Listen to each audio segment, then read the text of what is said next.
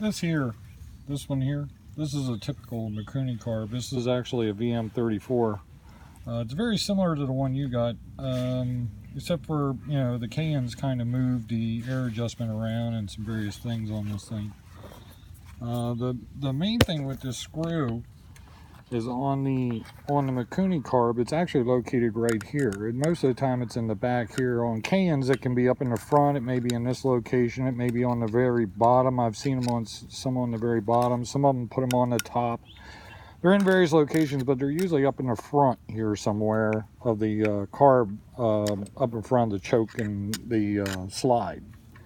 So on yours, what I was trying to get you to do was this air screw right here. What you want to do is you want to set the bike at, set the idle, which is down here, set it at about 1,000.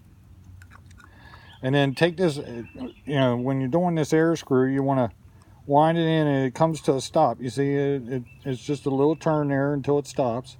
That's the fully closed position. When you go to move it open and you're getting ready to start the bike and tune the idle on it, what you want to do is you want to turn this screw one complete turn. So you want to pay attention to which way that screw slot is facing, and that's your clock. So what you want to do is you want to turn it one turn open. One, that's half. This is one. And then start the bike. And what it'll normally do is it'll run kind of rich. It'll act like it's, maybe choking a little bit, like it's getting a little bit more gas than it's supposed to. And as you keep opening this thing up, a quarter turn at a time, you give the bike a few seconds to kind of catch up, because you got to remember, as it was chugging fuel in there, that it's going to be a little rich. It'll take a second or two for it to clean out and get to the new adjustment. And then what you want to do is turn in another quarter turn, and then do the same thing. And once you get this thing about 2 turns open, somewhere in general of that area, maybe 2 1/4, you'll notice that the bike starts to stumble a little bit, like it's not getting enough gas. You might notice that the idle's starting to taper off, or it's starting to die out, and you have to give it a little gas to keep it running. That means you got this screw too lean. So what you want to do is you want to turn it back in. Now, most of the time when you're done setting this thing, once you get the idle, what you want the idle to do is kind of be leveled off. You want it to run nice and smooth. You want the engine to kind of purr along like it should. It shouldn't stumble. You shouldn't hear no misfires or any of that stuff. And then once you finally have the last setting, what you want to do is turn it in a quarter turn and then leave it.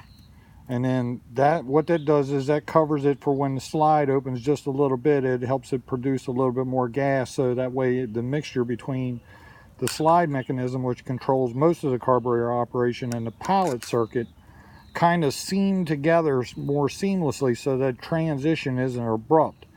If this screw is open too far, what it'll do is you'll hit the gas and you might notice the engine like fade, or it might bog down a minute and then catch up. Sometimes it may bog all together and not even, not come up. And it'll mostly happen within the closed throttle to quarter throttle position. But the pilot circuit actually puts out gas up to well over a half throttle. So if the pilot isn't tuned right, what it'll do is it'll lean down the main mixture area, and then you may notice that the main mixture area seems off somehow, like it's not quite right. There's things wrong with it. Something's going on. It's not acting correctly. And on most of these cars, if you look down in the bell here, you can kind of see there's one hole right here. I think you can see it. That one actually spits out the gas when the bike is idling. That's the one that's mainly controlled by the mixture screw. There is another orifice that's down there just past the edge of the slide that goes to the pilot. It's more straight down and pulls the full load from there. It's still mixed from the air in the back, but it actually allows it to get more fuel from the back, because the hole behind the slide is bigger than the hole in front of it. So the air from the screw actually passes through the back. You can kind of see it here on this one. If you look at the way the screw is angled, it's kind of shooting toward this hole right here. That's the air inlet for this pilot screw. So when the bike is idling, it's sucking air through this port. The screw regulates that, how much air is actually being allowed to pass through. Too much, and it'll let too much air through and it won't suck enough gas, and too tight will allow it to pull more gas because it's drawing a vacuum against the screw, because you screwed the screw in too close. That's why most of the time you usually wind up with, you know, like a turn and a half, 2 turns. That's usually about where you wind up at. This other one down here, just to go over another, just a couple small things. This hole here regulates how much air the slide mechanism gets when it's initially off idle. So you see this gap here in the back. That gap, when that throttle is open just a little piece, has a little cup on the bottom of it, and it draws a vacuum against that.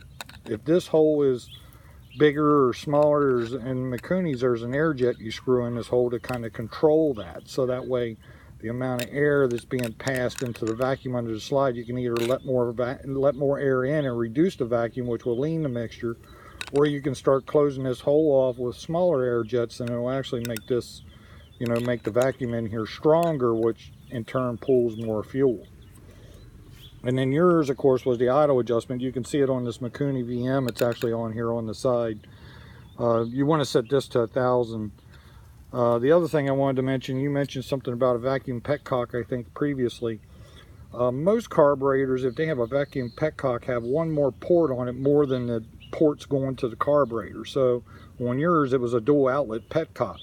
If yours was a vacuum, it would have had a big pancake on the back of it, and one of the tubes would have been terminated up in front of the slide in this general area right here. You can see on this Mikuni there's a relief for that brass fitting that goes in that particular hole. I'll show you this pancake on this H2 I got in here. It actually has one on it. It's a vacuum diaphragm type thing, and you can see it here. See the big vacuum port? It's this big pancake that's on the back of it here. There's a spout here. I don't use it because this has got an always on feature, but it is supposed to connect down here to that carburetor, to that port right there. And on the stock carbs, there's a port here, but see, these are larger aftermarket carbs, so I don't use it. And what happens is when the engine draws vacuum, it pulls out on that diaphragm and lets the gas through there. That's why some guys have like a hard time if they've been sitting a long time, they can't get gas in there. A lot of times the vacuum ones will have like a prime on there where you can turn it to prime so the gas will run all the time regardless of whether the engine's running or not. And then that's how you fill them up after they've been sitting for like 6 months and you can't get in there to it. But that's basically the workings of the thing. I mean, we could go inside the carburetor, show you a few of the tuning positions in there, but I just wanted to give you that a little bit.